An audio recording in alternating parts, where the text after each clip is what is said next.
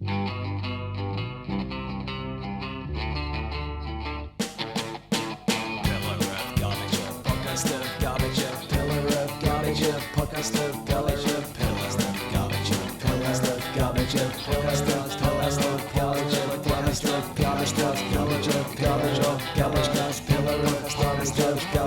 TSD Talks. Hello and welcome to the podcast episode 18. TSD, do you want to hear a story about milk?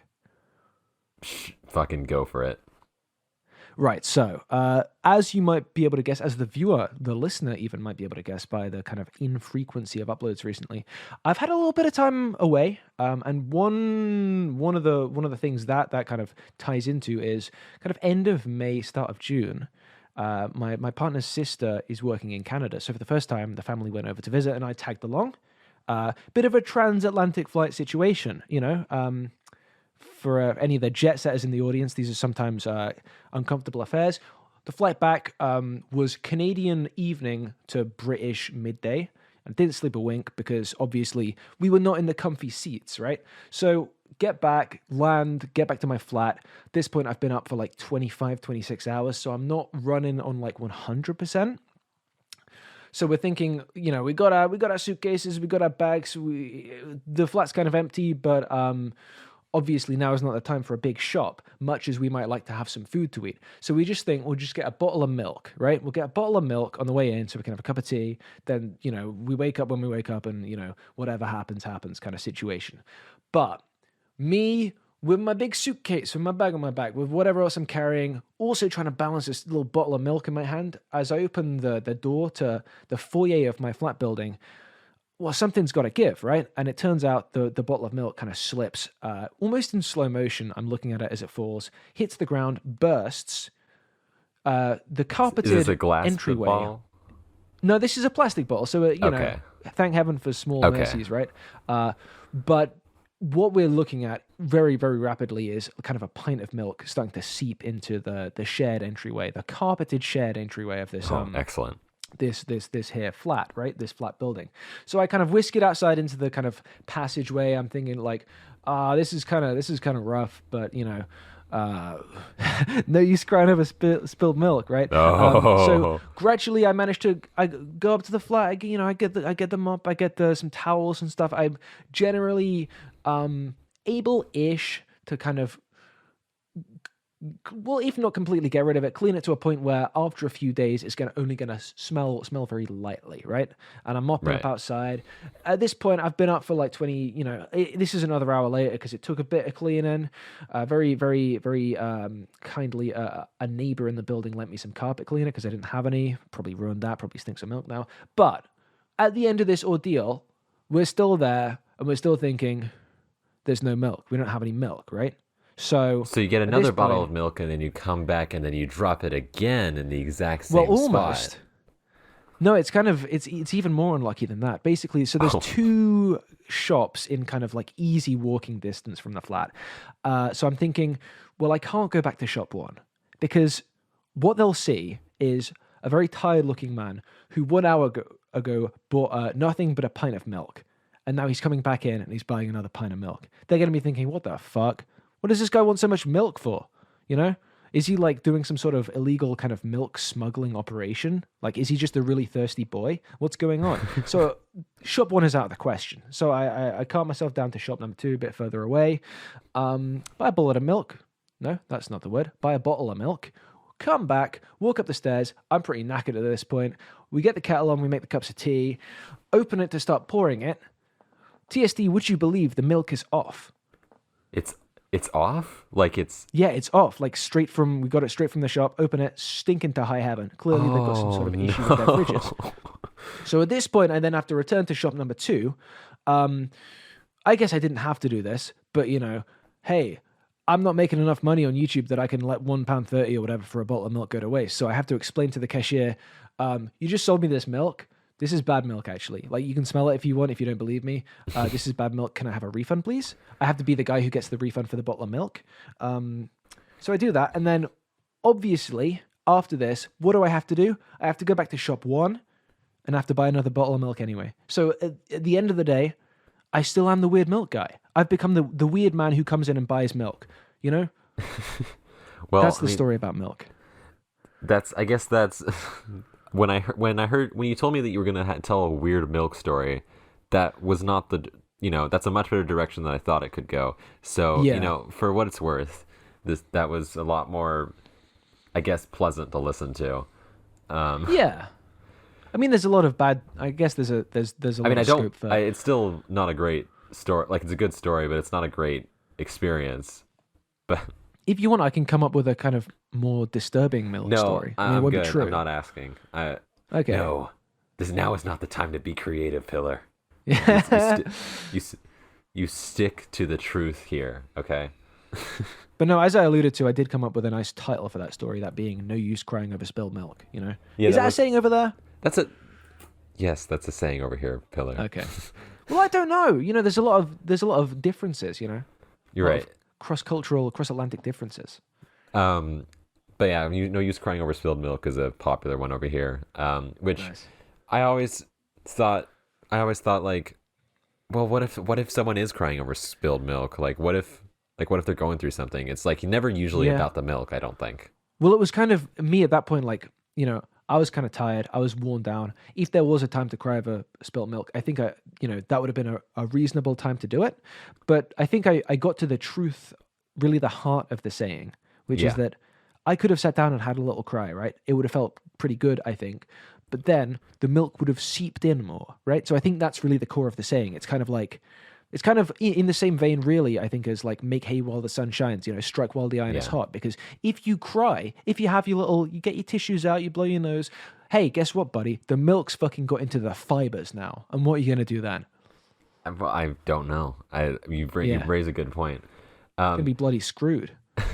But yeah, this is the Pillar of Garbage podcast. This is the we're Pillar of back. Garbage podcast. We're back. Also, by the way, while we were gone, we had our 1 year anniversary of starting this show. Yes. Nice. So, sorry we missed that. It's been Absence makes the audience grow fonder. That's another. that's true. I'm really full of aphorisms today. Yeah.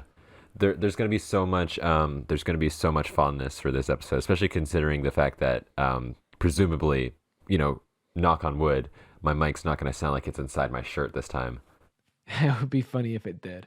Yeah, if it did, and you guys, like, it'll be really funny for everyone except for the people making the episode and the people listening to the episode, but it'll be funny in like a cosmic sense, Yeah, Like- exactly. You gotta, kind of in the same way that dropping a bowl of milk onto a carpet is funny. You know, it's not funny for the guy dropping the milk, but like if we're in a sitcom episode, Yeah. the hypothetical You get the kind of audience, laughter. they're laughing, yeah. But what have you been up to generally? Because you could be crying over spilled milk, I've learned, but it's been a while. It's been a few months. You said you've Yeah. been traveling. What else have you been up to? So the story there is, it's pretty much, hey, devoted listeners may remember in the Severance video, a section of that was talking about like work-life balance through the example of my partner who was having a kind of a bad time with her job. So basically, she left her job. She's now between jobs currently because, like, what's the point of just like kind of scrabbling madly for another job that might just be just as bad? So she's having a couple of months to reset and like find the right job. But me being a YouTuber, I'm not earning enough to keep our flat while that happens. So fun milestone for me. Fun milestone for any adult, especially a creative, is the moving back in with parents phase, which Oh, hell I'm now yeah. in. Yeah, which silver lining, don't have to worry so much about making rent every month. So maybe there'll be some cool videos out of it. We can talk about this. I'm currently in that a few phase minutes, as well, actually. so we it's can, a good phase, yeah. and it's not a great phase. Kind of feels quite bad. But the flip side of that is, obviously, with less of a financial kind of sort of Damocles over the head at any point, being the London rental market, we thought, hey, let's go a little bit traveling kind of style mode. The Canada thing was last year. That was paid for before anyway, so that was kind of before. But it was fortunately placed in the calendar year. Yeah. And then the past 2 the past 2 weeks, we've done a bit of interrailing.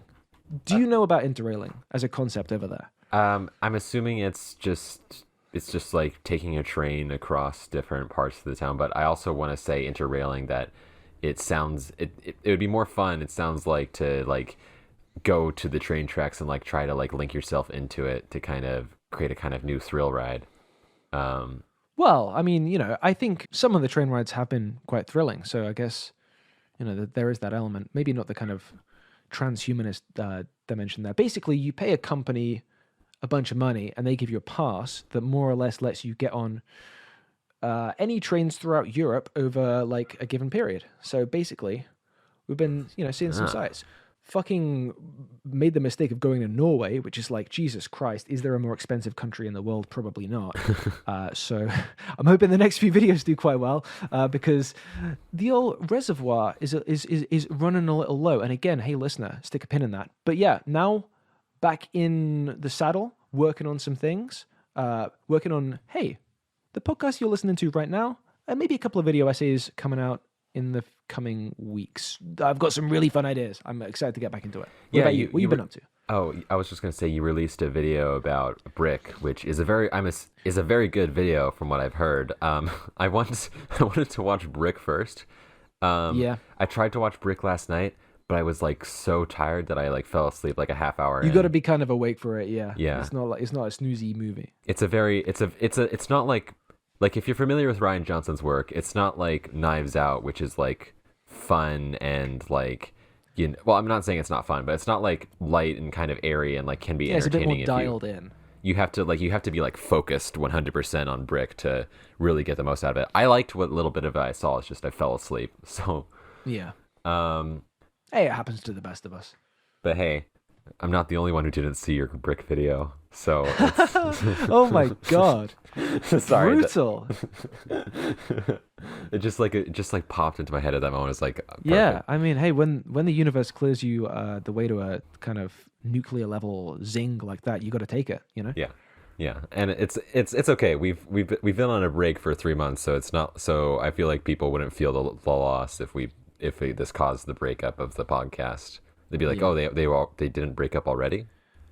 Yeah, it's kind of like they'll be glad that we're still going. It's like when you're like, oh, hey, that person exists. Yeah, we're that person.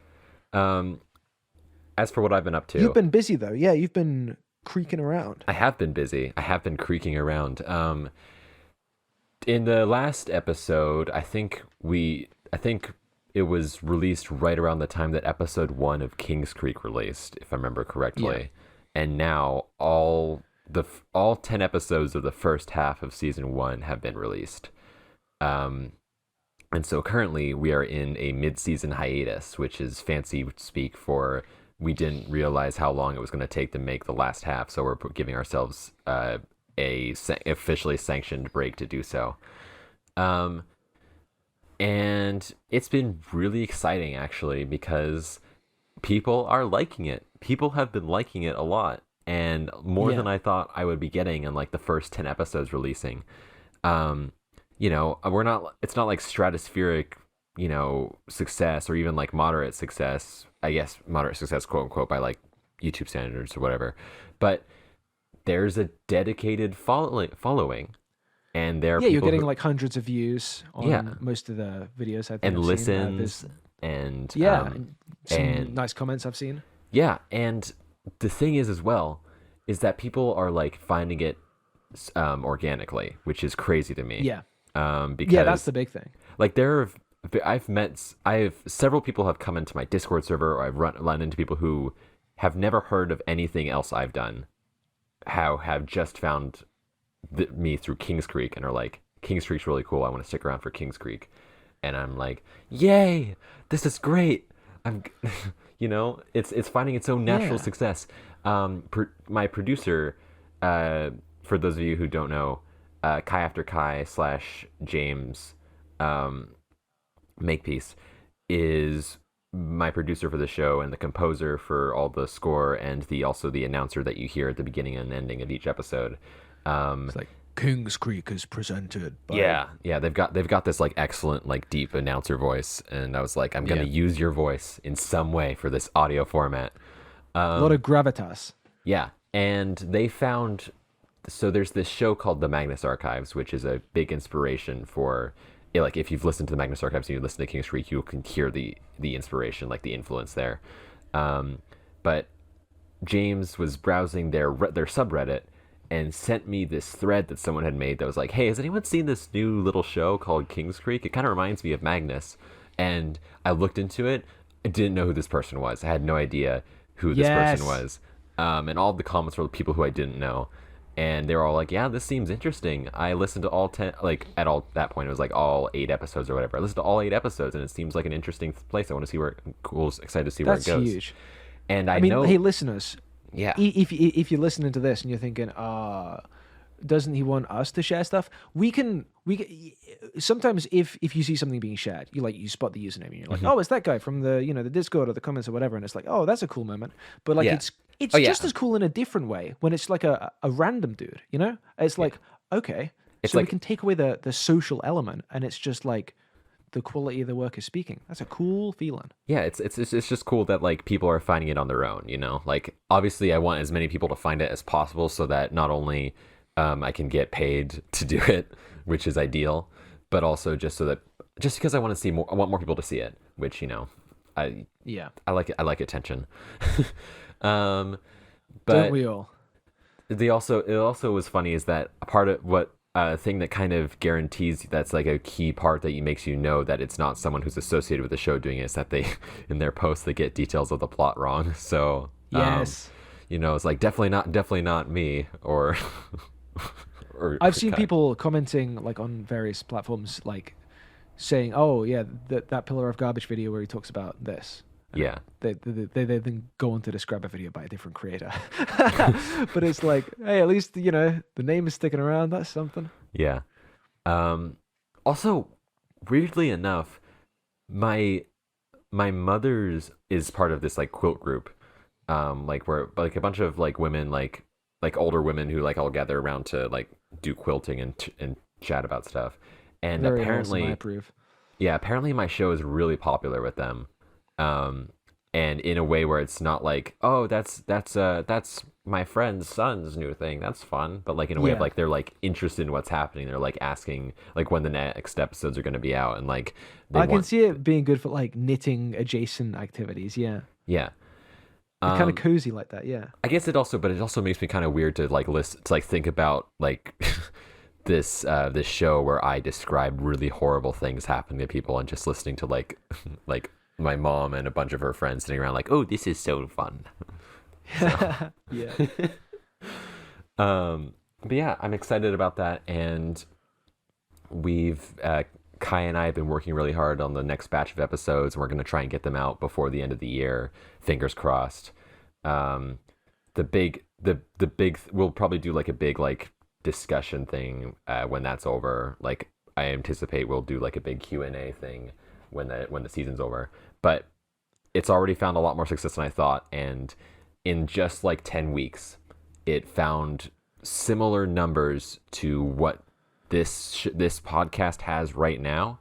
Honestly, look, I'm going to rip the Band-Aid off. Better. Yeah, definitely outperforming this podcast. Yeah, which to be fair, not a very consistent schedules, and not a ton of like great audience, crossover. Like I don't feel like someone would find this podcast naturally and be like, oh, I'll listen to that. Oh yeah. But kind of done the worst possible setup for that to happen. Yeah. Yeah, but it's cool just because it took a long time for this to happen, and that was like with your help, with your thing, and then King's Creek is finding a lot of ground on its own, which isn't to say you didn't help at all, because like that big boost... I mean, but the more important ground being found is the organic stuff. Like, it's good to have like an initial seed. Like, I'm glad that the shout out helped in that way, but like. The best case scenario for that was to give it a bit of kind of platform momentum, right? For then people to trickle in. Because sometimes that's the hardest. Super glad that's happening. Like exactly. Once you get past like 100 or so followers on like YouTube or whatever, like then that's usually the hardest part, because once it gets there, every little bit it gets easier. Yeah. And we qualify for monetization, so that's cool. Oh, that's big. That's also a great segue though, because how would you feel about a Pogservation TSD? Been a while since we have a Pogservation. It's been a while since we've done anything, so hit me with it. Here's my big idea. It's kind of rough out there, right? Whatever could you be talking about, Pillar? Everything seems great right now. Yeah. Just me going up to draw the blinds. Yeah. No, I mean, just even in the digital content ecosystem, not talking about anything politically. Hey, that NYC mayor though, that's a ray of sunshine. Well, right? technically, he's not the mayor yet. Well, he is the Democratic candidate now, but still, Hey, I'll take what I huge, can get. Huge. New York City is has been a solidly blue city like for centuries. So, well, not centuries, but however long. So it's like it's basically like he's gonna be running against other like Democrat-ists. He's not gonna be running against a Republican. Though not that there's a huge difference. Have you seen the way people are crashing out over this though? Like Charlie Kirk tweeted just Oh my god, the Charlie Kirk thing. It was like, yeah, I obviously you don't like to see people being bigoted online, but it feels good to see a fascist crash out. Like it normally they're not the ones crashing out, you know? Yeah. But hopefully But anyway, it's a good sign. refocusing. Anyway. Yeah, it's a good sign. Less good signs are the fact that every sort of fifth mid-sized to large left adjacent-y kind of YouTube video essayist on the platform is posting like big, it's not working, videos at the moment. Yeah, like not just generally, but like the YouTube thing isn't working. Like and it's a broader thing. Like you just talked about getting monetization on Kings Creek, and like one thing we never talk about in terms of like making YouTube work, right, is that yes, it's really fucking hard when you're like doing it as a job, getting monetized, all that. Like, we'll talk about that in a bit. But like the vast majority of content on platforms like YouTube isn't even being monetized at all, right? Yes, me and creators bigger than me, very much struggle to make it work. But also, like 99 point probably something % of the stuff on the platform, even the stuff that people are watching, like, we're talking pennies if we're talking anything. And most of the time, we're not talking anything. Yeah, it's just that the thing about YouTube now is that it's soul crushing and whatever when you're trying to make it as a job at the best of times, but recently it kind of feels soul crushing even when you're not, which is like my biggest advice has always been like, if you want to get into YouTube, think of it as a hobby rather than as a job at first. But even sometimes doing it as a hobby can feel like unrewarding recently. I don't know what it is about YouTube's, like maybe it's their algorithm, or maybe it's just the fact that Mr. Beast is making fucking AI thumbnail things. But did you see that, by the way? That whole thing where I saw it. I didn't really look any further into it because it was like, I am Jack's complete lack of surprise, right? Shock. The guy that like just doesn't care about anything other than analytics is not caring about anything other than analytics. Yeah. I mean, the thing that really like got to me is that, like, the thing that stuck out to me that I was, kind of interesting is that he just like was straight up lying about which YouTubers he had on board. Like he used like Jacksepticeye's logo in his thumbnail and stuff, and Jacksepticeye's like, what the fuck? I didn't approve of this. Great. Why would you even do that? That's one of those lies where it's like, what's even the point of it? Like clearly you're Mr. Beast. You can get enough recognizable people on board without having to lie about Jacksepticeye. Yeah. Also, Jacksepticeye famously does not like Mr. Beast. Like, it's a whole thing. But yeah, unless you're Mr. Beast, it's half that it's kind of rough at the moment. Like I was talking to some other creators recently who were saying like, yeah, maybe it's just an anecdotal piece of evidence here, but like I haven't spoken to anyone recently whose stuff is doing well. Like in this kind of niche, maybe it's like, maybe we're seeing the start of like one of these big sort of background algorithm adjustments that we all sort of have to figure out indirectly. Yeah. Maybe that's part of it. But also I think what it is, especially with like I'm thinking of the posts people like Tom Nicholas and Rowan Ellis have been making recently, then Innuendo Studios before that, and obviously Wisecrack going down in the way that it did. Not exactly the same thing, but similar enough. It's not just that stuff's rough at the moment, it's that like people are realizing, okay, it's not actually going to necessarily get better. Like so many of the sort of ways people like them and even people like me kind of operate like professionally on YouTube is always predicated on, next year's going to be better. Next year's going to have more people signing up to get Patreon or whatever. Next year's going to have fewer videos that get demonetized. And it's just like, you kind of, after a point, you have to confront that like, that isn't necessarily going to happen. Probably isn't, in fact. And it's like, obviously the Innuendo Studios one is the big example. He supposedly was like tens of thousands of dollars in debt by the end of it. Obviously, you know, that's you want to be realizing the direction of the trends before then, ideally. But sometimes you're so wrapped up in trying to make it work that you don't see these things happening. For any listeners concerned, things aren't great on the channel at the moment. I'm not going in debt. Don't worry. Yeah, if I start going in debt like that, I'm just gonna pack it the fuck in. You know. Yeah, like to be clear, I feel like if Pillar, if you were in danger of like going into debt or like, you know, becoming homeless or whatever, which you're not, to be clear. No. But if you were, you probably wouldn't be like still like clinging to like YouTube, being like, please just work, please just work. Yeah. Like, no, I think one of the I'm not gonna do like one of these videos myself.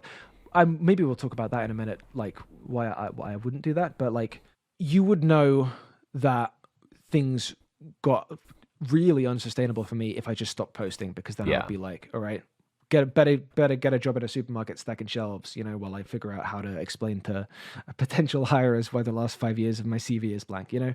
right. Digital marketing I have faith expert. in myself that I would. Yeah, maybe. Yeah, experience. I didn't get a YouTube channel to work.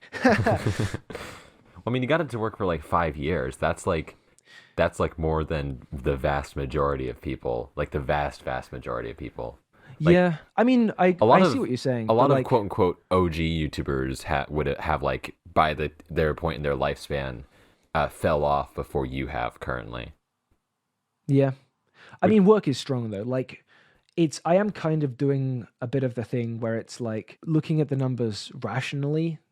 It isn't great, but like, you know, I'm not spending money. It's just I'm not making money. It's like the biggest problem at the moment, barring future employability for me, is like I'm not paid into a pension, which like most people in the UK, especially if you're in like any sort of standard job, it's kind of like a automatic state pension.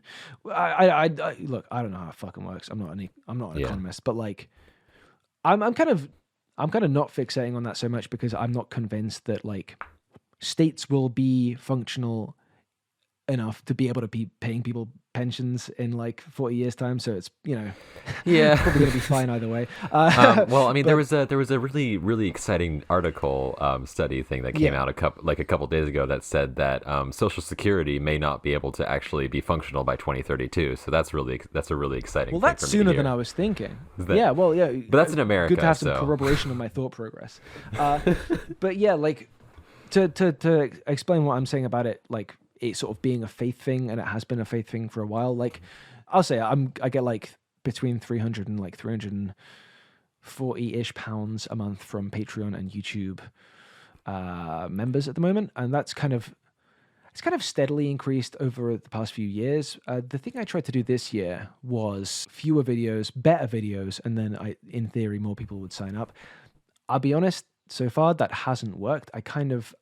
At this point, Patreon type stuff is not really increasing faster than inflation is. So we might have to re-look at that at some point soon. But yeah, I think I'm in a similar situation to a lot of these guys, in that like I have to ask some questions about how likely it is that it actually takes off any further than it does. But luckily for me, if I can duck and roll, you know, I can get out. It's not going to bring me down with it. I'm thinking a lot about these posts, right? The videos, and I'm thinking about like, why do I see it like kind of reasonable when these channels put it, and why would I not do it myself? Yeah, I kind of think part of it's longevity. Like I've only been doing this like 4-ish years by now, which is, you know, it's a while. Not all of those 4 years is a job, but like, I didn't last that long. The guy who does something. I feel like for you to be able to sort of ask for more support, you have to be in the game a bit longer. I don't know. And also relating to that, I still feel like the work that I'm linking myself with in my head, like the stuff that I feel like exemplifies what I'm trying to do with the channel, and like why me being on the platform in a professional capacity is a good thing. You know, I haven't even managed to make that yet. You know, I'm still getting to the good stuff. So I feel like I wouldn't be able to sort of put the cards on the table and ask a wider audience, hey, can I get some support please, until like the work kind of speaks for itself. Yeah. So kind of summarize, and correct me if at any point if I'm wrong, but like it basically sounds like what you're saying is like, you're not, gonna stop right now. Like you're not gonna you're not gonna go into debt either. You're in a you're in an okay spot for the most part, besides the living with your parents thing, which isn't even that bad, honestly. Like people make a big stink about it. Yeah, that's fine. But like pretty common these days. But like, and so it's not like this is all like announcing retirement or anything, but it does mean that it's like this is a little bit harder than ideally it like you would want it to be. And it's it would be good if it wasn't. And a lot of people are buckling under the strain, which isn't like a diss on them or anything. It's just because the strain's different for everyone, but it's noticeable. Yeah, I'm not going to do like a public statement in the way that other people have. And that's partly because I feel like, for the reasons I just put out. But like, what I will say here is the moving back in with parents brings down my expenses considerably, as I'm sure you can imagine. So like, whatever happens in 2026 and beyond, the next 6 months are going to be fucking good. We're going to be eating good Pillar of Garbage viewers. And then I think what I'm going to say is I'm going to set like the goal of, say, £500, right? A month from Patreon, YouTube type of stuff. Or like maybe a bit lower if I manage to secure some ad stuff, which, as I'm sure any viewers will notice, I haven't had any ads on this year. Wait, you've had videos I'm going to set this year? like 500 a month. Yeah, no like sponsors. You've released videos? I didn't. Yeah, well, yeah. Some of us are just built different. I did have one sponsorship lined up actually, which it went dead when I made clear it was the Marvel one. I was gonna have I won't say what, but that fell through when it became clear I wouldn't trim the sort of Palestine section of like interjection of that to fit with like advertiser friendliness guidelines. So that was kind of rough that I had to let that one go. But probably worth it.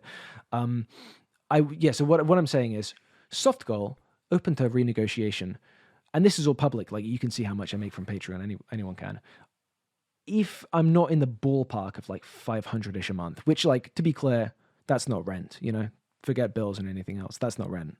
That is, it's a nice chunk of it, but it's not the whole way. If I'm not in that ballpark by the end of the year, I will fairly likely start shifting this to like a hobby/side hustle thing and try and find like a job. Yeah, I've got a quote unquote real job right now. It's not that real. Like I don't make a ton of money off of it. I'm hoping to get a better employment opportunities. But like, I'm also in a place where I know my financial situation is not going to change that much. Yeah. So I don't really want to make a ton of like YouTube videos right now. So I'm just doing like not that I don't like them, not that I don't like making them, but they I take feel effort, like right? They take effort and commitment.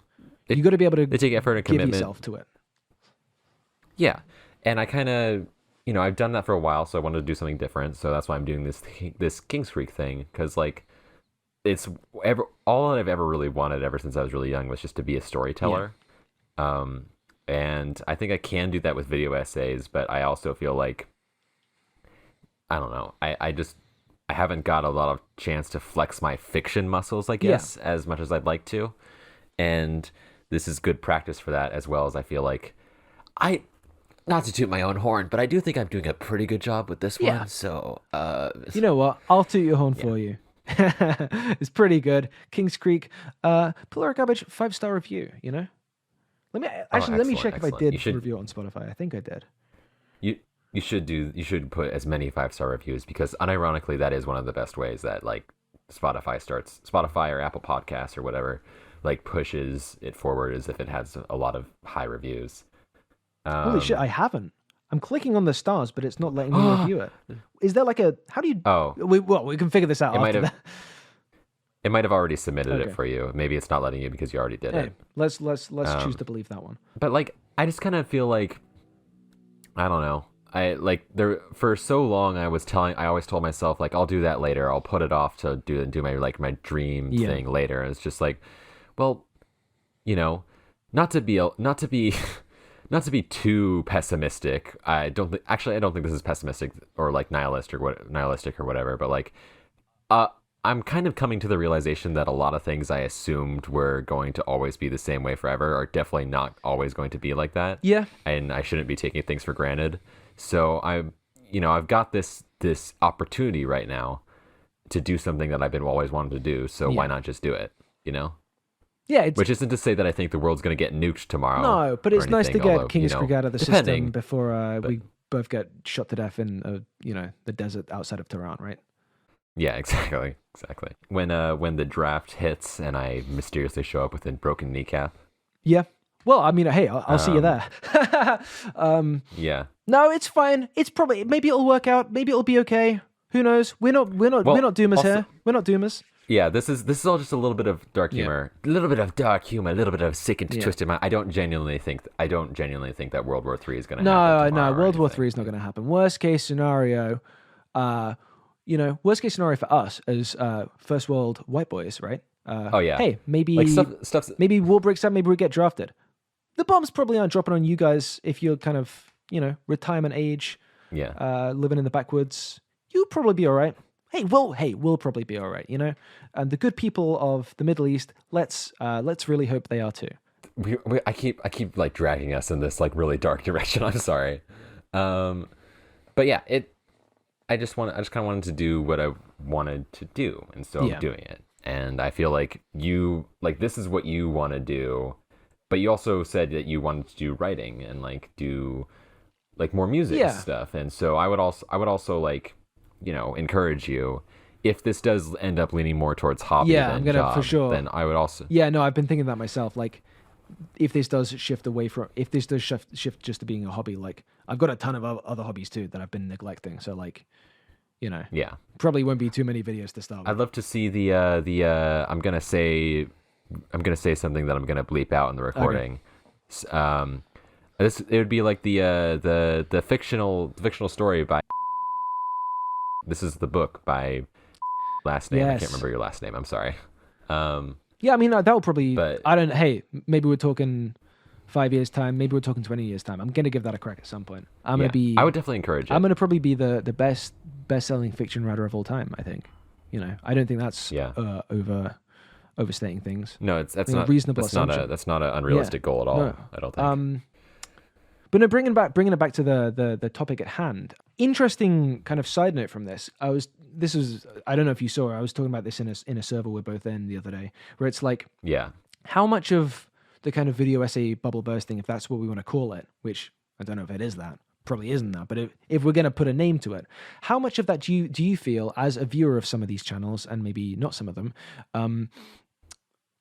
does it feel like it's the result of kind of maybe a disconnect between form and platform? Because that's what I'm feeling a little bit. Like, I'm not going to name any names or anything, and it's not just that I'm not just thinking of any of the channels we've spoken about before, but like, I think it's interesting sometimes on YouTube when you see maybe stuff in like our general kind of area of the YouTube, our general niche that has like wildly varying production values.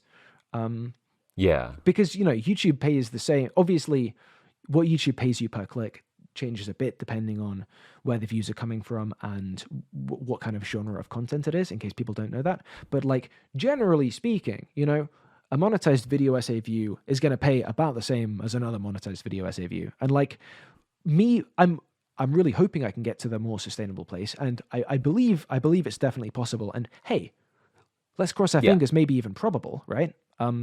For all the doomerism or stuff, I don't think that your channel is going to. No, I don't think so. I'm thinking I might do some face stuff as well. Face camera stuff. Let me clarify. Bring before the end of the year, which might help boost numbers up. But that's going to be on a different platform. Sign up for that. I didn't know you were that desperate. But Pillar. I was trying to like do some sort of portmanteau of Pillar of Garbage and OnlyFans, but then not enough letters are shared to make that funny. So we'll roll right past it. If I do get to that point, right, it's not going to take me a ton to get there realistically. In the sense that I don't hire anyone. Like every sort of 5 videos, maybe I get a thumbnail commissioned. Maybe like once a year, I will hire out the editing of a certain part of a video if it's something I'm struggling with. But otherwise, it's pretty much all I have to pay myself is like for my time and to cover rent and expenses and stuff. But like, I do wonder if we will see in the next few years a kind of like an adjustment, maybe a normalizing of like what suits YouTube and what doesn't. And I'll throw that to you for a second if you've got any thoughts on it before I bring in my kind of secondary point to that. I think it's always going to be like whoever is able to game the system more. It's always been like that. But with like YouTube essays specifically, I feel like I found that people, I don't usually care that much about production quality.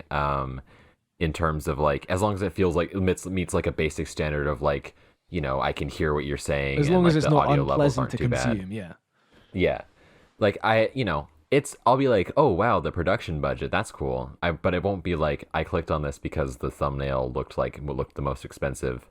I think for me it's just that I've become a lot more sparing with my time. Yeah. As you know, I've been busy. But I also find myself don't always have the time to watch like a 4-hour video essay about whatever, you know, just for the sake of it as much.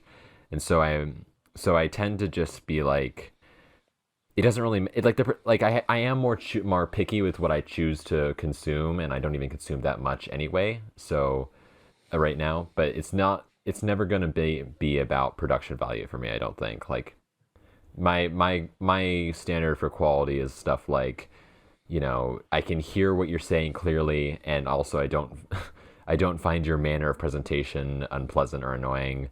And I feel like I'm getting something out of watching your video rather than just watching something just to waste time, you know? Yeah. Like not to diss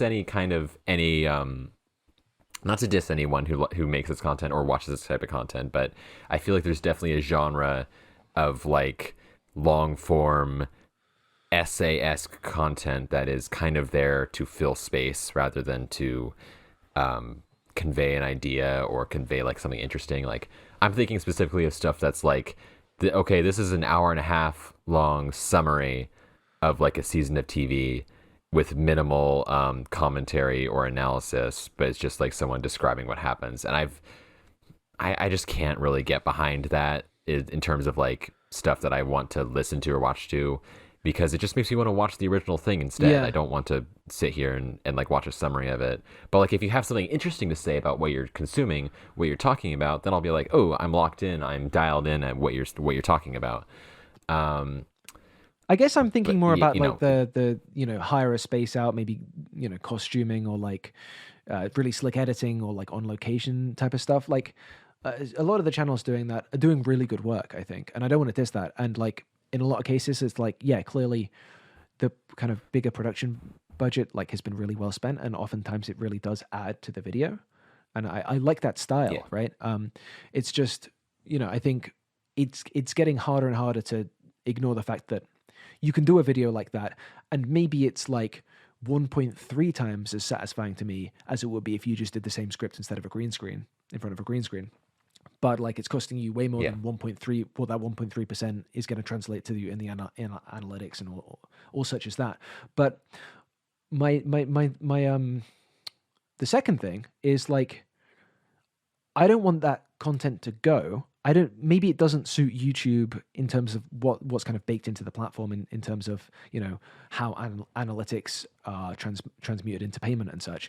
But like the other thing we're seeing so much at the moment is, I don't know if it's just me, because I've signed up to a lot of like kind of industry like newsletters and stuff when I'm trying to bypass paywalls and stuff, get the free trials so I can like do research and quote stuff in videos. So I get a lot of like newsletter blasts. Once I've been seeing a lot this year and like recently are like YouTube leading traditional TV, YouTube beating out streaming services for like market share of like, you know, viewing hours, and like TikTok and all social medias. Like there's this narrative, it feels like in the world, and whose effects have been felt for years, that like this new kind of like direct creator to audience like style of like social media adjacent like programming, like all the stuff we've been talking about, even like going back to your sort of Tom Scott's as like a new age replacement for like that sort of programming on you know, conventional television. And obviously I'm not an insider, so I can't speak to this necessarily, but it feels like the industry is reacting to that by further shrinking the opportunities for the more high budget, high production stuff on the TV side. And then it just feels like, well, this stuff just isn't going to exist anymore, you know? If it can't exist on YouTube because it's not profitable to exist on YouTube under the way YouTube works at the moment, and if the traditional spaces where that kind of sort of like almost more documentarian, like presentation-y style of stuff, like kind of grew and really flourished before YouTube. If that's all kind of going down the shitter to cut, costs and stuff, then like, is this not just like another massive kind of indirect shadow blow platforms like YouTube have done to culture, Yeah. It's kind of fucked up, isn't it? But we're not doomers. Hey, everything's going to be fine, Yeah. Like, realistically, I feel like the entertainment industry has always been on the ropes of like constantly being on the verge of whatever. Like, I feel like it's been like this for decades. And anyone who's telling you that like there was a good old days of the entertainment industry and where everyone got everything all the time is ignoring the like thousands and thousands and thousands of people who like scrounged on the crumbs of whatever was happening below them. Like the people who like 50% of the population of Los Angeles is people who moved there because they wanted to be actors and they couldn't get opportunities, so they became like a Uber driver or whatever. Which isn't to diss those people or that thing. Like, I think it's just like you guys got on. No, but it's just the way it is. And it doesn't have to be that way, but it does seem like that problem's becoming worse as companies, as they're first of all, there are more people, but second of all, there's more diverse streams of attention and more channels and more YouTube channels and more social media sites and everything. So it feels like companies have decided that they're just going to focus on like a few high budget things and then not give as much money for smaller things anymore. Like, but that's how culture dries up, right? If they just put money into the stuff they think is the safe returns, the surefire bets, the stale old IPs and stuff, then like you don't get that next wave of stuff bubbling through. And obviously, I'm not disagreeing with you. You recognize this as well as the viewers does, but it just feels like a point worth making explicit. And the thing is that those quote unquote safe bets are often not safe at all, which is kind of unintuitive. Because like you think about something like Thunderbolts, fucking like Thunderbolts. It's the best example of a great example because it's one of these big like clunky IP dinosaurs. It's actually good, which you'd think would give it like the best possible chance. Yeah. And it's still underperformed because the budget was so fucking ridiculous. And the thing is, the budget was so fucking ridiculous, and it wasn't even that ridiculous by the standards of what Marvel is doing. And look, it was they pretty can't even cheap by those bring standards. the budgets down because they tried to under the previous fucking guy whose name I've forgotten, right? And then like there was that news item, like they went to fucking Jeremy Renner after he was like, being stitched back together in the hospital, RoboCop style from the snowplow thing. He was like on the table and they were like, hey, can you be in Hawkeye for a little bit? A little bit less money. He was like, no, just, like, fuck you. He's like he pushes the button that he has that turns his head. Two on the two beeps on the heart monitor means no. Look, let's not beat up on Jeremy Renner too much. He did a good thing trying to save his nephew from the snowplow. One funny thing about that story, which is, I wish that it was such a good thing. I wish there was an app I could talk about it. Yes, exactly. Why has no one thought of this yet? I wish there was an app I could talk on about this while listening to like a specific kind of like lounge rock music, maybe. Hey, I don't know, but the thing that didn't get reported, and this doesn't make it any more of a heroic act, any more of a kind of Hawkeye-like act, if you will. But so the news was obviously all about him saving his nephew, right? Take a guess at how old the nephew in question was. I feel like he's either really young or really old. Well, just or go like, with the not gut really feeling. old, but like old. The coverage and the flavor of the reporting, what does it lead you to believe?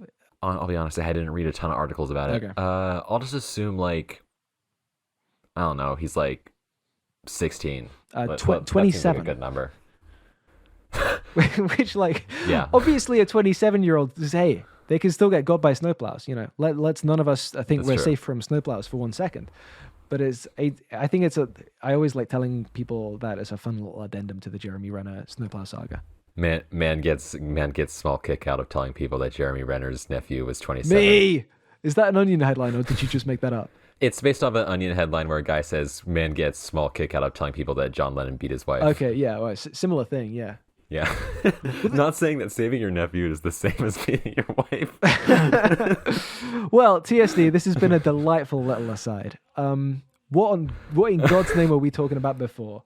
I think budget Thunderbolts. Yes, we were talking about budget, Thunderbolts. I think. budget and platforms and the diminishing space for certain types of content. It's fucked up. It's fucked up, is what it is. You know, another example of this that happened really recently, actually, is the new Ballerina movie, which is the new John Wick movie. For those of you who don't know, the Ballerina movie had the second best opening in the entire John Wick franchise, and it's still going to lose money because they put so much fucking money into it. God damn it. That's like fucking crazy. Yeah, where is it going? It did great. Like, it's like I just don't understand. That's the thing I don't understand is that the movies, they don't look worse. They don't look much better. Yeah, they look about the same. They look about the same as they did like 5 or 10 years ago. Yeah, sometimes worse. Obviously with some exceptions, obviously, but they now cost like hundreds of millions of dollars to make for some fucking reason. Yes. I don't understand it. We've got top men on the case. They'll figure it out. They'll get the report back to us. Like, hold on, let me look up something real quick. I'm gonna look up what the budget of the original Avengers movie was. Oh, Avengers. I feel like I'm gonna 20, toss a guess in at like maybe 150, 200 million, maybe. That could be. Yeah, it was 220 million. Okay. So which makes sense because it was a huge crossover. Yeah. It was a huge crossover thing. Like it was a big thing. But like, and then even accounting for inflation, like that's. Yeah. And it made $1 billion. It's got to be less than Thunderbolts cost, right? Oh, Thunderbolts' budget was actually a little bit less. Okay. Thunderbolts was $180 million. Well, that's probably a bad comparison. But it also made $400 million. And Thunderbolts is not a movie that should have cost $180 million. No. Like it looks a lot cheaper than the original Avengers did. And the original Avengers had like a bunch of CGI stuff that Thunderbolts doesn't have. But et cetera, et cetera. Yeah.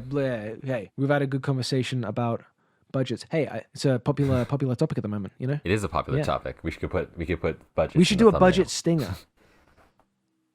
Budget stinger. Yeah. Is that like that's my new contraption? Stinger? Budget stinger. It could sting the budgets into being smaller. Oh, I was thinking of budgies. I was thinking of like a cattle prod that you like. Tase small birds with. It's a budget stinger, and the stinger makes the budgets inflate. Yes. Hold on, I'm a fucking genius. Well, maybe that's the issue. Maybe they've got one of those over at bloody Marvel HQ, and they just keep stinging away. Yeah, I think like you hear about like the new Avengers movie, which is going to be awful. By the way, like it might not be. Yeah, it might not. We be, love pop on. culture, and we like. Hey, we're fairly favorable to franchises around here. The Pillar and Garbage podcast, but holy goddamn, I am not expecting much from that one. Like that movie's gonna suck. Yeah. I'm sorry. Like I hope it doesn't. I'll be pleasantly surprised, and I'll enjoy that. But not. The vibes have been breath. rancid so far. But the fact that that movie has something like a ridiculous budget, like the budget's already like almost $1 billion. Yeah, there's no way it's like that. Even making that back. There's no fucking way it's making its money back. Like that, I just don't understand why they're investing so much into it. But the thing about inflated budgets with movies as well is that at least I can kind of understand it because like the box office might make it back on a streaming service. Yeah.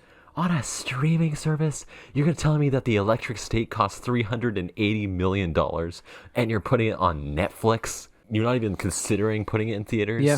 Oh my God. It's like it's second only for like a device effective at making money disappear. Like it's second only to fucking large language models, right?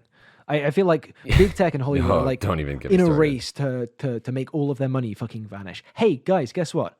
I can do that trick too. Why don't you send me a big pile of it? Yeah, I've got a great idea for how I can make all that money vanish. Yes. Invests in a 401k. Nice. Yeah. A little bit of a callback for you. You just gotta gamble. You just gotta gamble. Put it all on gamble red. it all away. Hey, because if you put it all on red, maybe you double it, Exactly.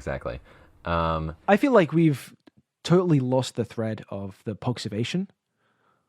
Yeah, but we had a good conversation. We did, yeah. So the kind of Pogservation turned into a conversation, even I would say. A pog serve con. There's something there. It's this. We'll punch that one up and get back to you. Pogversation.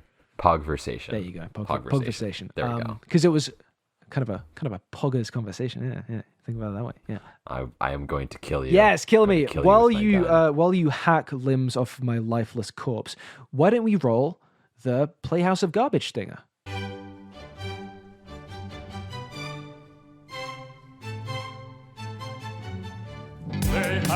Playhouse of Garbage, Playhouse of Garbage, Playhouse of Garbage, Playhouse of Garbage. Bam, bam, bam, bam, bam, bam, bam, bam, bam, bam, So, bam, bam, bam, bam, bam, bam. This is my axe. Bam, bam, bam. well, clearly you haven't got to my voice box yet because I'm still able to yap. And would you like to hear me yap about a recent theatrical experience I had?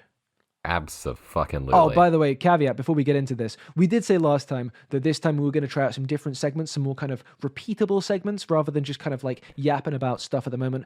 But since this is kind of like a catch-up episode, I don't know why I said that was so weird. We didn't know. Holy shit. Yeah, we didn't know we were doing this. This is kind of like a getting back into the saddle episode. We're shooting from the hip, you know? But yeah, I went to see another play. I'm going to see 2 plays this year. Call me fucking... the name of that Some bad kind of art Playhouse of critic. Garbage? Yeah, what are we? Some kind of oh shit. But this was Wait, say that again. this was the Royal Shakespeare Company's production of the Studio Ghibli movie My Neighbour Totoro. Hey, if any of you listening are in the UK, go and see this fucking play. Holy shit! This is I've seen a few plays in my time, right? Actually, not that many, really. I saw The Lion King like 10 years ago. That was good. By I've a seen wide a lot margin. of plays. Well, I'm going to speak for you as well then. I'm going to say by a wide yeah, margin, okay. this is the best play either of us have seen. Okay? Are you happy with me saying that on Yeah, your... You going to co-sign You know that? what? Sure, I'll co-sign Yes. that based off of the I'm just imagining it. It's probably better than Hades Town. It's sure. got rave reviews. You can see why. I love Hades Town. Hades Town. Hey, Don't you had a kill good me. run. Don't kill me. We're going to old yell at Hades Town. Gonna take it out behind the shed. No. Take the axe out of my body, you know? No, but it's obviously an adaptation of the Studio Ghibli film from the 80s of the same name.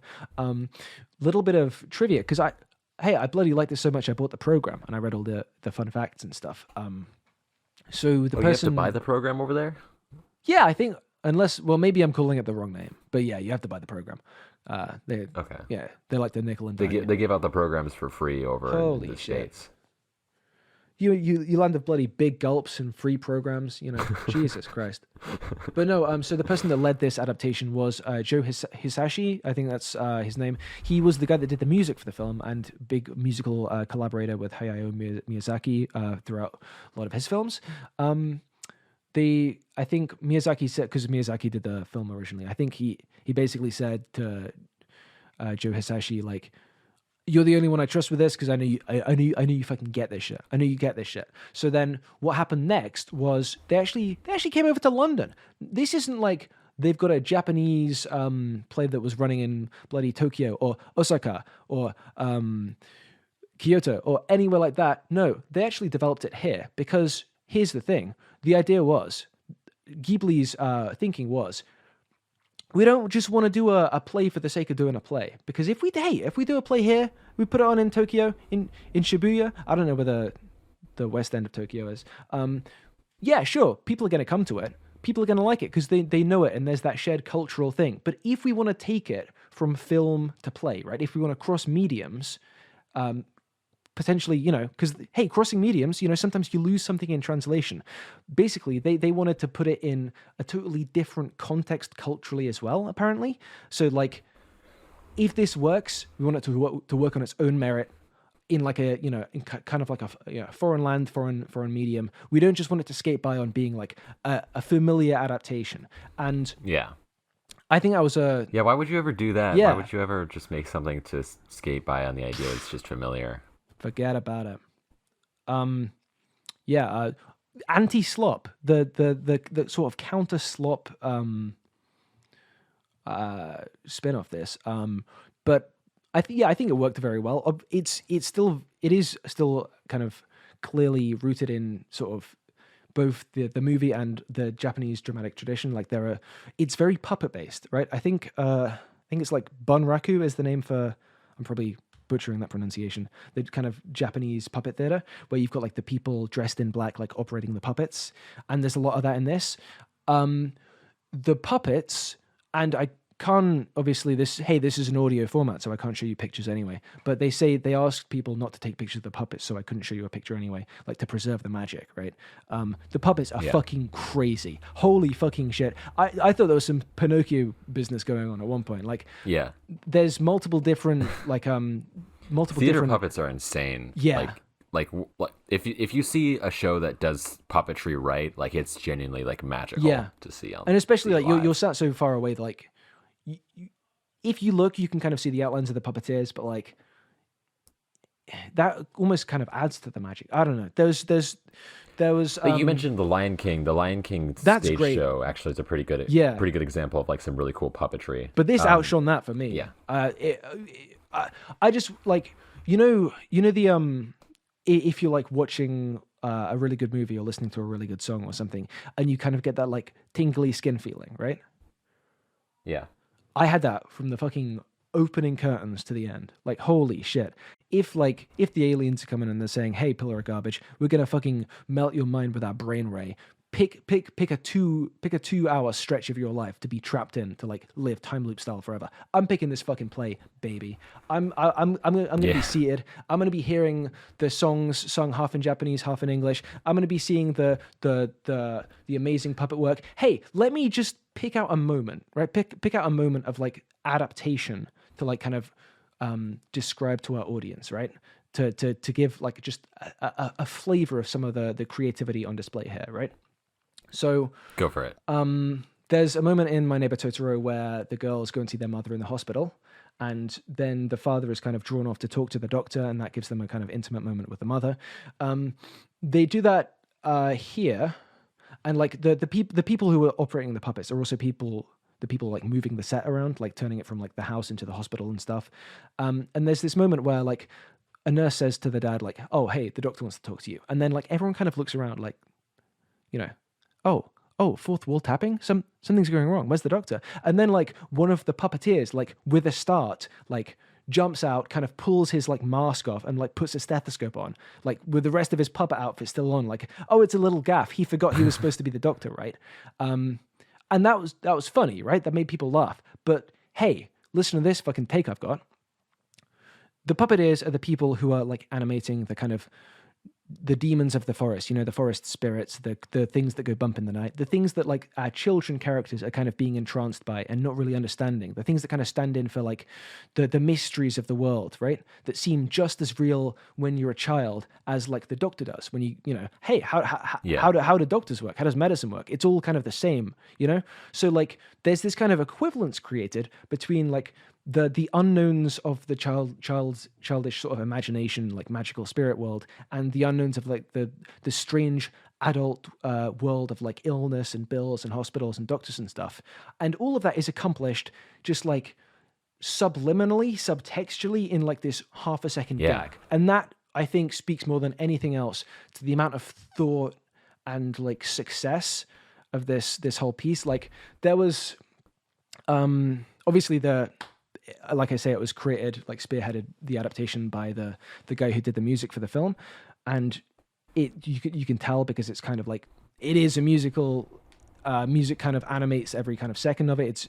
There's like this fucking like I counted like maybe 10, 11 members, a 10-piece band like in like the kind of treetops of the backdrop of the set. Like they're all kind of like in miniature tree houses, like play, you know, traditional Japanese instruments, drums, keyboards, guitars and shit. There's one point where they play like a full band version of this theme, which is in the original film, in the moment where the soot spreaders kind of fly off into the night above the camphor tree. For anyone familiar with the text, right? You guys, if you guys have seen it a couple of times, you've probably got the song playing in your head right now. And what happens in the play is like there's this really spellbinding kind of recreation of these little like dust particles floating off that's created with like puppets. It's magical, and then the band kind of kicks into like a full band version of what in the original movie kind of stayed as a fairly restrained kind of keyboard piece. And holy fucking shit, my spirit floated so far out of my body. Jesus Christ, I was a fucking goner. You know what I mean?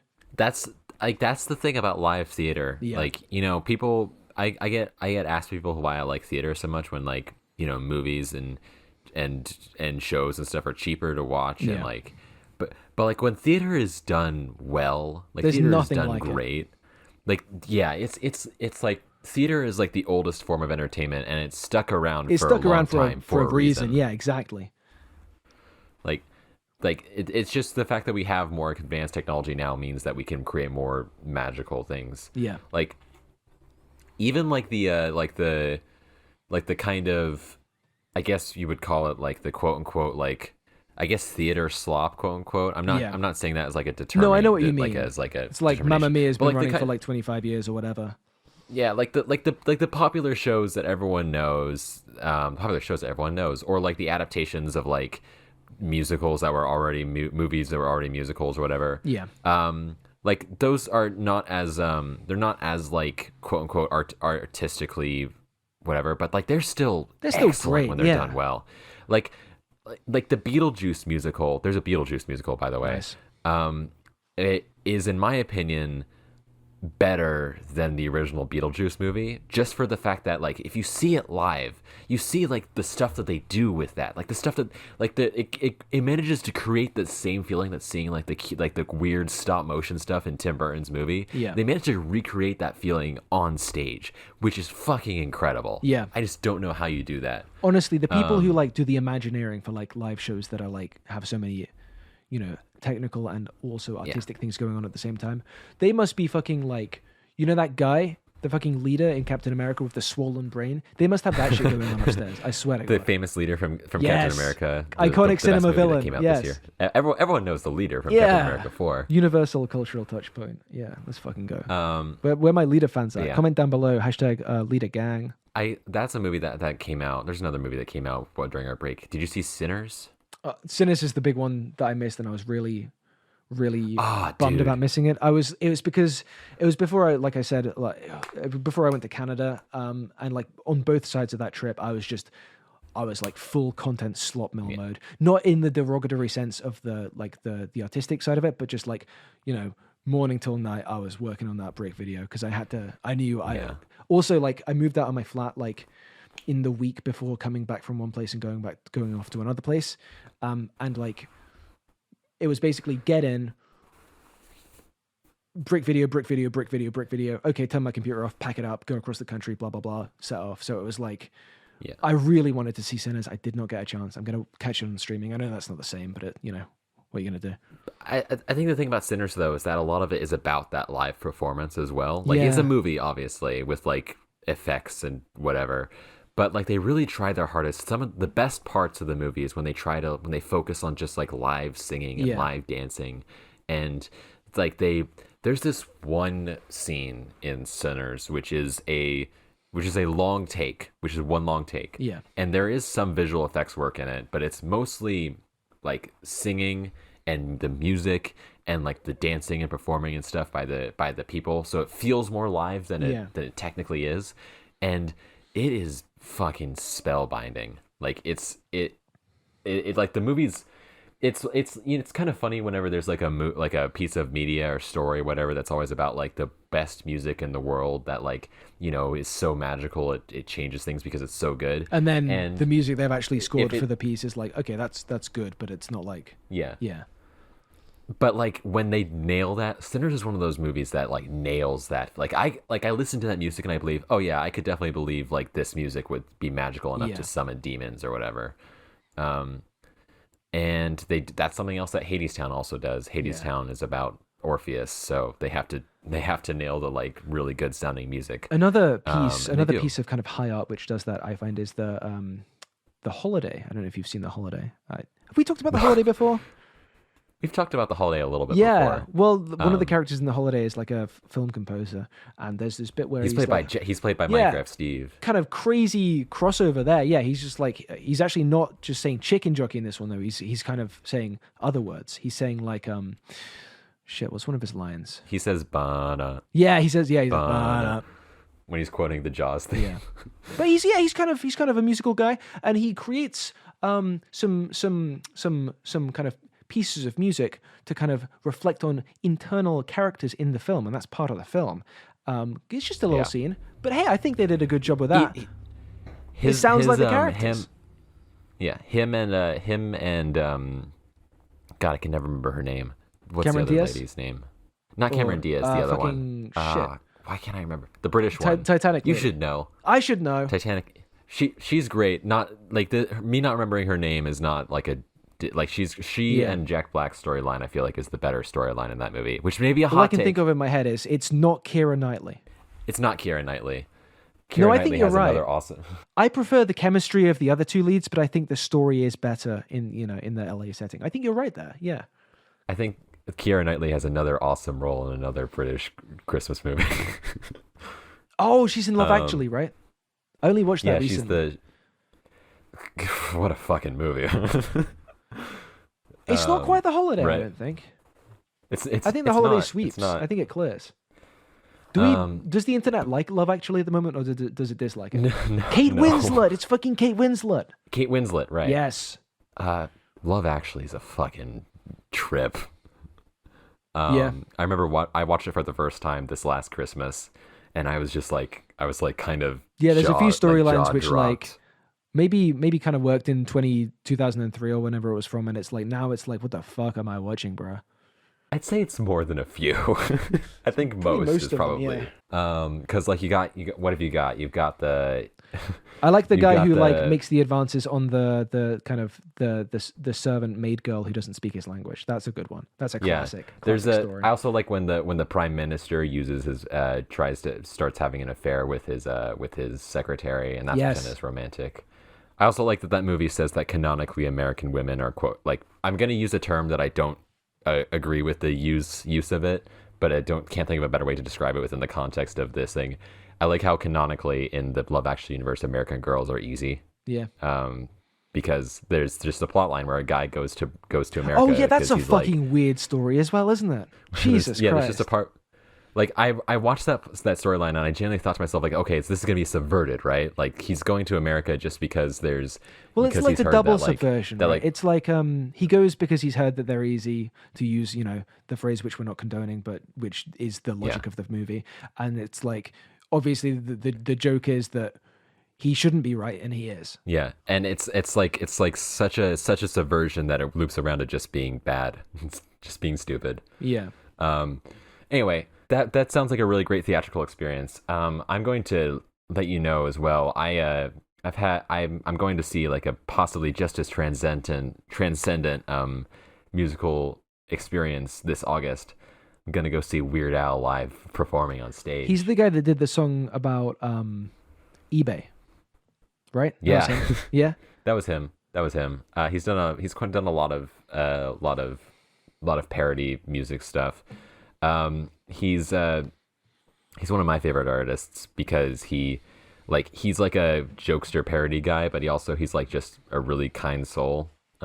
He doesn't have to do this. Like he always makes sure to ask for permission from the person whose song he's parodying before doing it. He does not have to do that. Like you know how legally, fair use works. He doesn't legally have to do that. He's just doing that because he doesn't want to hurt people's feelings. Yeah. Or rug pull from someone underneath them. Can I pose something to you? A little bit of a problem, a kind of Weird Al, a tricky hermeneutic situation that I'd love for you to be able to kind of pull the curtain back on me. So thinking back to me being like a sort of child, surfing the internet, finding the eBay song and thinking, yeah, this shit fucking rocks. I like this shit.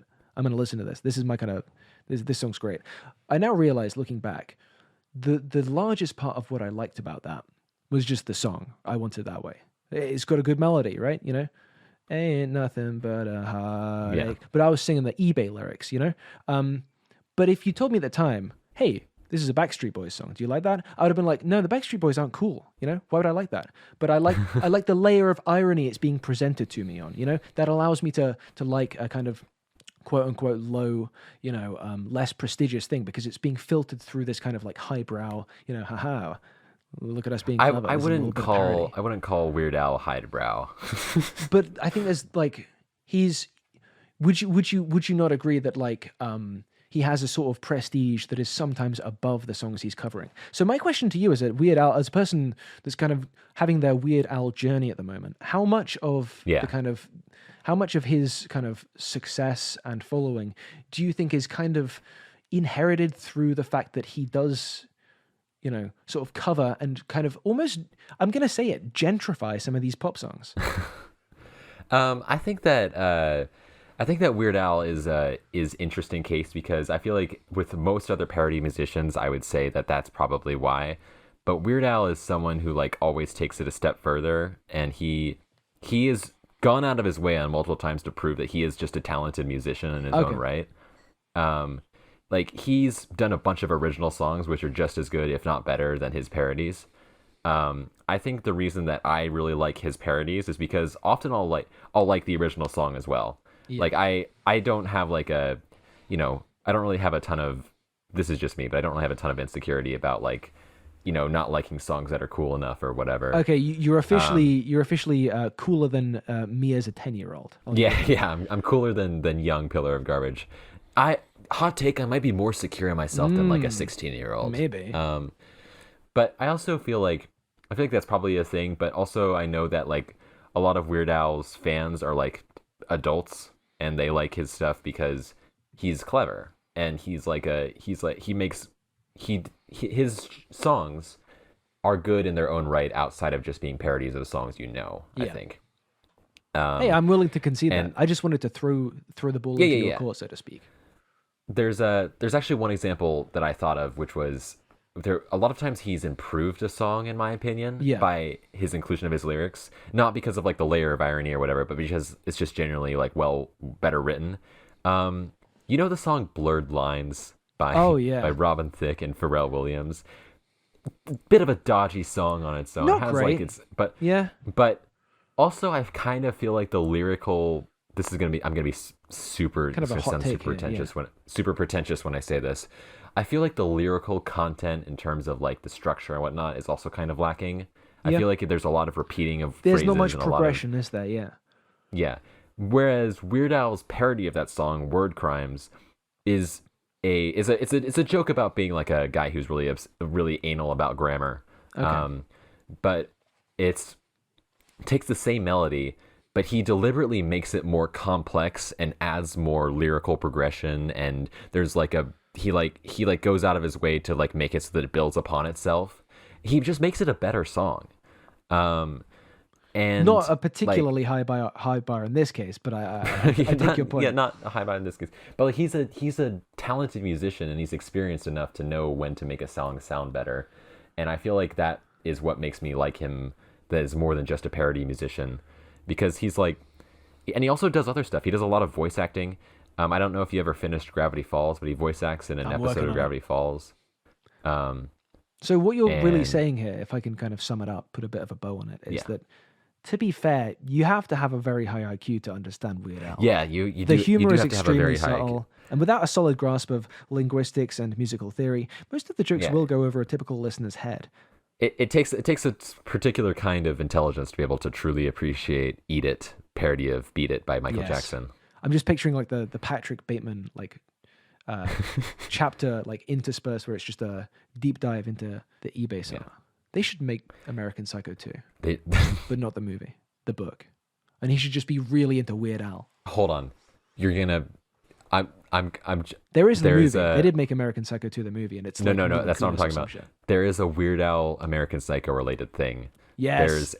There's a Funny or Die sketch where Weird Al and Huey Lewis reenact that scene from American Psycho. But Huey Lewis. I love it when I manifest something into existence. Huey Lewis is playing the role of Patrick Bateman, and he's talking about his own music. And he's talking about American Psycho, and then Weird Al is playing the role that Jared Leto plays. So Weird Al gets his head caved in with an axe at the end. Nice. Spoilers for American Psycho, but Jared Leto's character does not survive that scene. Yes, we should do that in real life. Right. Okay. But then he also made like a parody document, not a parody document, a parody biopic about himself, starring Daniel Radcliffe as Weird Al Yankovic, and it's just like the joke is just like none of the shit in that movie ever happened, like. it goes to like extreme lengths, like saying that Weird Al helped break up helped capture Pablo Escobar and stuff like that. And like there's like the third act just turns into him turns into a full-on action movie with him he rips off his shirt and he's got ridiculously huge abs and he starts just like punching cartel members left and right, and it's really fucking ridiculous. I love it. Well, I guess they don't call him historical reliability, Al. They do not. That feels like a natural sort of... We're finding a lot of natural bows to tie up topics this episode. Yeah. Sometimes on this podcast, we kind of sputter out a bit. I don't think we've sputtered so much. We haven't. Well, that's also because we've had like 3 months of time to marinate really, on just thoughts. Building up inside you, and you just gotta spray the podcast everywhere the first chance you get. I'm with you 100%. Yeah. Lovely image. Oh, so do we want to like do like a generalized discussion thing for a little bit, or? I mean, if you got anything laid on me, I'll be honest. The podcast pipes are pretty much cleaned out from my end. Oh yeah.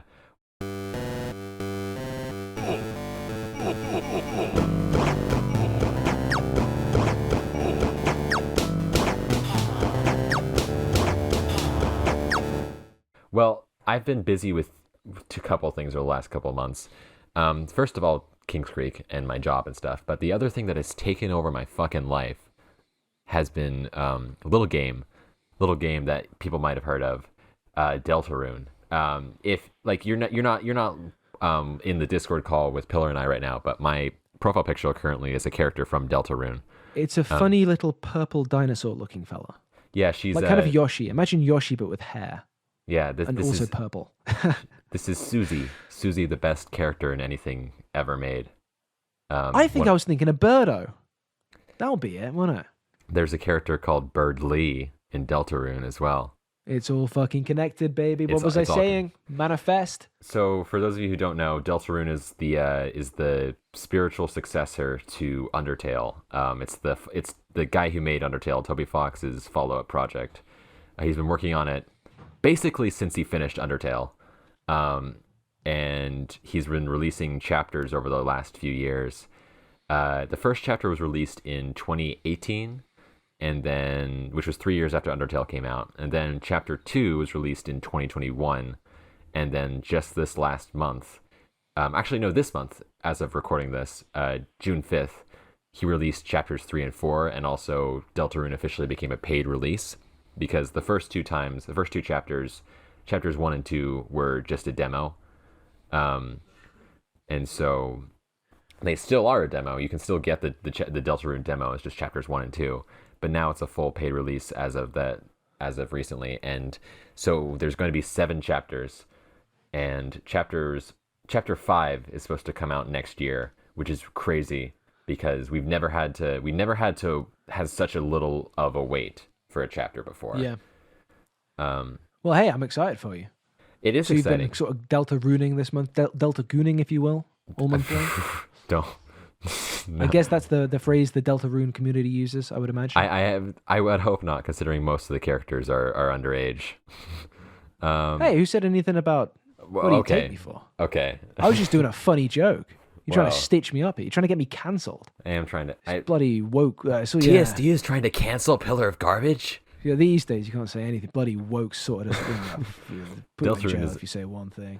Deltarune is very woke. There's a lot of gay people in it.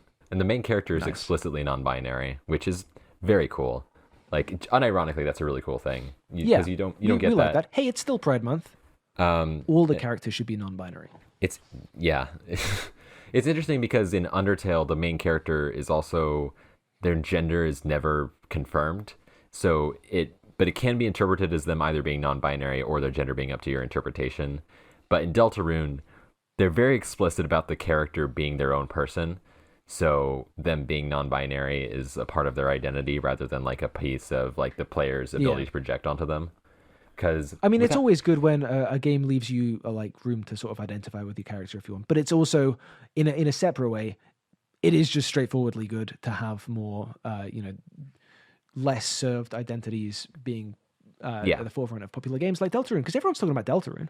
Yeah, and I think the thing about Deltarune as well is that this is an interesting thing. Part of the reason I like it, Deltarune has a really interesting meta narrative because, without going into too much detail, the game makes it very, very, very clear that the player character and the person you play as are two different people. Like, the player is not the same as Chris, which is the name of the main character.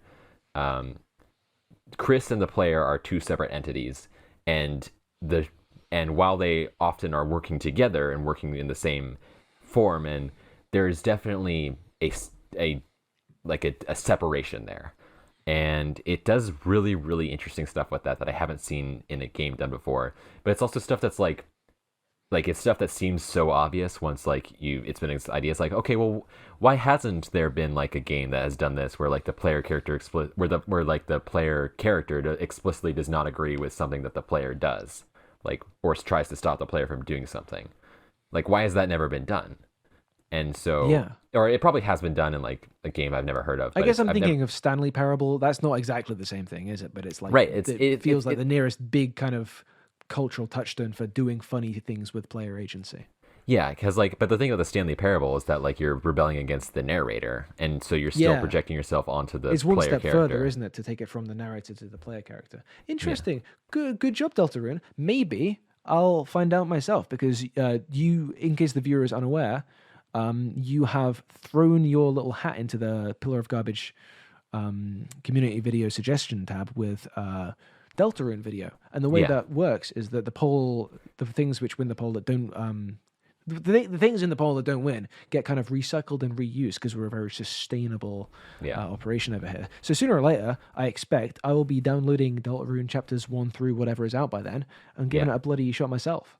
There's another thing with Deltarune, is that because the point about player agency versus the character's agency is a part of a larger theme that Deltarune has about like predetermination and like changes and stuff, and like, you know, rebelling against the system or whatever. Because there's a prophecy in Deltarune. There, like, it's a game that has like a prophecy. There's like a prophecy that says that X thing will happen, and in one of the later chapters, you get a better look at exactly what that prophecy is saying, and you start to realize that it may not be great. Like what's the prophecy is saying is going to happen may not actually be very fun for the characters involved.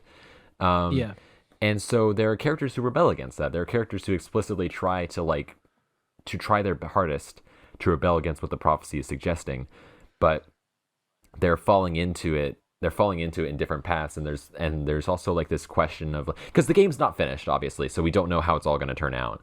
But Toby Fox has said that there's only going to be one ending, which is interesting because Undertale, his previous game, famously had a bunch of endings, and that are very based on like how the player chooses to do things. But the idea that there's only going to be one ending is weird, not only because of the fact that it's not what Toby Fox has done before, but also because it's being drawn, the attention is being drawn to it so much within the context of the story, particularly because there are different routes that you can take in Deltarune. Yeah.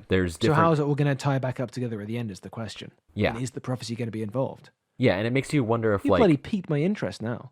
But it's something that like, there's also like this, there's something that I'm going to, this is not really a spoiler, it's spoiling like a concept, I guess, but not like an actual story beat.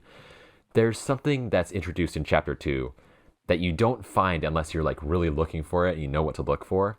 That's called the weird route, which is like, there's a normal route, which is how most people will progress, and then there's the weird route, which is essentially a spiritual successor to Undertale's genocide run, where you kill everyone. But it's like intention. But the way that Deltarune has been set up is that you intentionally can't really do a genocide run under normal circumstances, because enemies will just run away if you damage them enough. So, but Deltarune's weird route has essentially introduces a loophole to that, a loophole that you can exploit, and it does so in a way that feels very like creepypasta-esque almost. Like, you know how like you would hear about like stories from urban legends of games of like, if you go in Pokemon in Pokemon Red, if you go like to Missing No, and or like the dead Pokemon, all that shit. But also if like you go to like, if you like collect all the stars in Super Mario 64, and then you go to the statue, you'll be able to play as Luigi if you do this one specific thing. And it does that, but it's like one of those stories, but if it was real, and it's like, that's got to be a good feeling. It's really like uncomfortable too, because like obviously it's an intentional route that has been created by the developers as an intentional way you can play it. Like So it's not literally you breaking the game, but it does everything in its power to feel like you're breaking the game, and it's like coming apart at the seams as happens. And yeah, that's got to be a tricky line to walk. yeah, like the story feels weird. Like the weird route is a great name for it because it doesn't feel like you're the evil route. It doesn't feel like the bad guy route. It feels like everything's wrong. Like Yeah. it feels like this isn't supposed to happen. And especially characters who like know a lot about the prophecy comment on it. Like this is weird. Like this isn't what's supposed to happen. Like you shouldn't be able to do this. And I think that that's playing a lot with the idea of predetermination, because a lot of Toby Fox's gaming stuff is that his like evil routes are usually used as commentary on the players, because like genocide route is commentary on players who will do whatever they can just to see every route. Like Yeah, genocide, exactly. Like that only actually happens if the player does it, right? exactly. Like the genocide run is something where you have to like grind every single enemy in every single area to get. And so the game like calls out like, why are you going out of your way to kill everyone in this area just to see what happens? Like what do you get out of that? Like that's what it's kind of a double-edged sword, because in so doing it makes it interesting and makes people want to play it because it's interesting to see that commentary. But it's something that it feels a lot more deeper and cutting than just like a typical evil route in a game where you're like mean to the characters and you become like the evil Dark Lord Supreme or whatever. Because there's that meta commentary of like the characters consistently are addressing not just the player character, but they also address you, the player. Like what's your mindset doing this? And it's interesting because like the game is really, really good, even if you never see any of this shit. Like, if you never see any of this shit, which is how most people are going to play it, they're never going to see any of this shit, it's still really, really, really good. But because there's that added layer to it, it just enhances, like, the experience, because you know that there's so much care and thought was put into something that, like, most people are not going to see. Sounds like you've had a good few weeks then. Yeah, sorry. I just went, like, on a whole tirade about something you have No, it's absolutely fine. no context for. I did the same thing in the previous segment, so I think we're about squared up now. Yeah. But yeah, I recommend anyone who is even moderately interested in this to check out like Deltarune. Like I said, the first 2 chapters are completely free on Steam or like whatever you're playing on it, and they have a really cool feature that if you have those files for those demos on your device, whatever your device you get the full game on, it'll carry over your save file from the demo onto there. Cool. That's good. Which is good because like the first 2 chapters are like easily like 15 hours of gameplay. So it's a great game. It's also just really well animated. It's like really funny. There's really great pixel art. It's a really fun to play game. Like the mechanics are really fun. Which is something that like even as someone who really likes Undertale, I do feel like the mechanics in Undertale can get a little stale after a little while. But like Deltarune, yeah. I mean, I didn't play Undertale, but like that's you always me. have people talking about the subversion and the ludic kind of play, and you never heard them talking about the actual. Like the gameplay is fun in Undertale, but it also doesn't hold up if you play it like 10 times in a row, which is something I've done before. But Deltarune feels like there's so much variety in Deltarune's gameplay that like it's a lot more fun to play consistently, just because like it's improving. And I personally think Deltarune is better than Undertale in its existing state, and will continue to get better as more chapters are You released. heard it here. Well, let's hope Sans Undertale doesn't come and kill TSD for that, because then we will both be dead. Well, Sans is in Deltarune as well, so Is he? yeah. He's the only. All I know about Undertale is that there's Sans Undertale. He's a scary, creepy skeleton man. Yeah. So it's good to know that my one point of reference has made it across. Yeah, Deltarune is like it's like an alternate universe, alternate timeline kind of thing of Undertale in a way. Like it's not really the same universe, but it has some of the same characters, and it has like some of them carry over in like different roles and whatever. But functionally, they are 2 different stories. Okay, well, a lot going on over in Undertale world. For sure. Maybe we'll reprise this even when I play Deltarune, right? And then we can do like, what were we, What was I thinking about it? How did that kind of pan out? Yeah, But this, I think for now, I'm considering this like a sales pitch, both to like Yeah. the audience in general, but also to you. the audience, 'cause- because this episode is sponsored by Deltarune. Thank Yeah, you. yeah, it is. Thank you, guy Toby who made Fox. it, whose name I've forgotten. Yeah, cheers for that. Thank you. Hey, let's all maybe play Deltarune, guys. Let's do it. It'd be awesome. Also, indie Let's devs. do it, yeah. Indie devs are cool. Although Toby Fox is like a multimillionaire, probably at this point, because of how many people played Undertale. But, still, indie games are cool. I like indie games. Indie games are good. So we're indie YouTubers and indie podcasters. So make sure you go and give a few stars. Five's ideal. Hey, but Yeah. you pick the number, right? Rate Kings Creek if you Yes. haven't done so Kings already. Creek is cool. Make sure you kind of stick around. There'll be another one of these in less time than the previous one, but I think this is about it for today. Feels like the end. Yeah, I think so. Next time we'll probably do like questions and stuff and like more typical. Yes, we will do more segments. But We've yeah, got a bunch of new ones carved out to try. It's gonna be good. yeah. And again, like we're also probably not going to commit to like a super regular thing. Like I don't know if you noticed, not super regular, but hopefully more regular than like the last few episodes have been. I got nothing but time now. Yeah. Yeah, but thanks for listening. We will see you on the flip side, baby. Hell yeah. Oh wait, no, I have to do wait, you already did the intro. You did the outro. never It's mind. fine. They get it. All right. We're probably fading away now as the